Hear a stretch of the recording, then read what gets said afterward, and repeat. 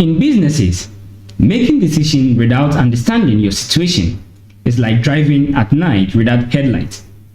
Many businesses do fail not because they lack ideas, but because they do not fully understand themselves or their environment before acting. They want to expand, introduce new products, reduce prices, or enter new markets without first asking a very important question: where do we really stand as a business? Some businesses overestimate their abilities, others underestimate their opportunities. Many also ignore threats until it is too late. This is why businesses need a simple but honest way to assess themselves before making decisions. And this is where SWOT analysis becomes extremely important. SWOT analysis is one of the most practical and widely used strategic tools in businesses and in marketing. It helps a business clearly understand its current position before choosing a strategy. At its core, SWOT analysis answers this question: what are our strengths and weaknesses internally, and what opportunities and threats exist externally? To further understand, SWOT analysis is a framework used to evaluate an organization's internal strengths and weaknesses and its external opportunities and threats in order to understand its current positions and make informed strategic decisions. In all, SWOT is an acronym that stands for Strengths, Weaknesses, Opportunities, and Threats. The beauty of SWOT is its simplicity. It does not require complex data or advanced mathematics. All that it requires is honesty, reflection, and clear thinking. However, marketers must understand something very important from the beginning: that SWOT is not about guessing, but rather it is about reality. Let's break them down one after the other so you can fully understand it better. But before I do so, we should understand that SWOT has two main analyses, and they are internal and external analysis, where the internal talks about strength and weakness, and the external talks about opportunities and threats. Inside these analyses, we also have matching your opportunities to your strength and converting your weakness to become your strength, which I will be doing a full lesson on that. Now, let's start with it. First, we'll talk about the internal analysis, which is the strength and weakness, what is happening inside the business. Strengths are the internal advantages a business has over competitors. These are the things the business is good at and can rely on. Strength answers questions like: what do we do better than others? What resources do we have? What do customers praise us for? Examples of strengths include strong brand reputation, skilled and experienced staff, good location, and strong financial position.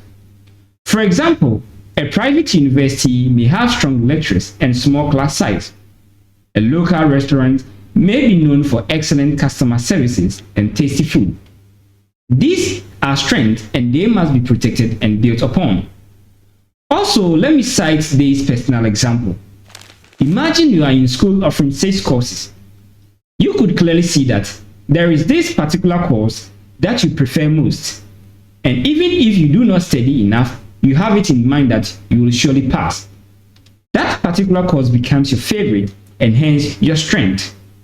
What we should know is that strengths only matter if customers see them as valuable. Secondly, we talk about weakness. That is where the business falls short. Weaknesses are internal limitations that reduces a business performance. Many businesses fail not because they lack strength, but because they refuse to admit weaknesses. Weaknesses answers questions like: where are we struggling? What do competitors do better than us? What complaints do customers often make? Example may include poor customer services, limited funds, and poor management structure. For instance, a startup may have a great idea but may lack capital. A school may have good teachers but poor facilities. These weaknesses can slow growth if not addressed too. One of the most important lessons for marketers is that identifying weakness is not a sign of failure. Instead, it is a sign of good management. After understanding the internal analysis, let's continue with the external analysis. Here I mean opportunities and threats, which focuses on what is happening outside the business. Opportunities are external factors that a business can take advantage of to grow or improve its position. These are not created by the business, but it exists in the environment. Opportunities may come from changes in technology, new market trends, government policies, and changes in customer behavior. For example, the growth of online learning has created opportunities for digital education platforms. Rising smartphone usage has created opportunities for mobile banking and e-commerce.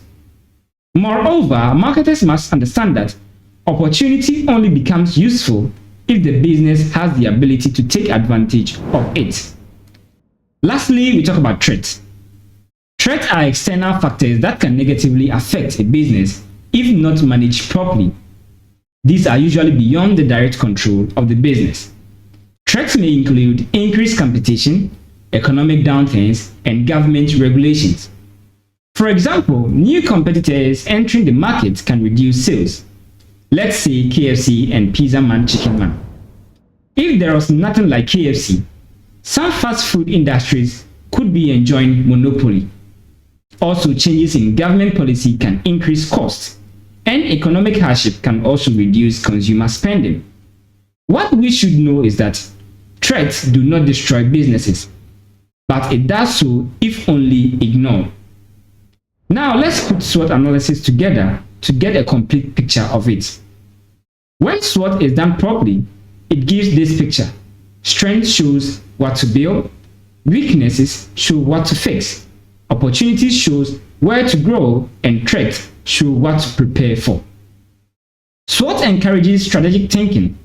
It also helps businesses align their internal capabilities with external capabilities or realities.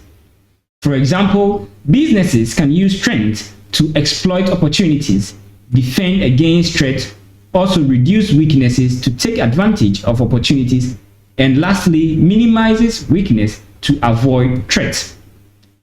If we are able to do, then we move SWOT from analysis to strategy.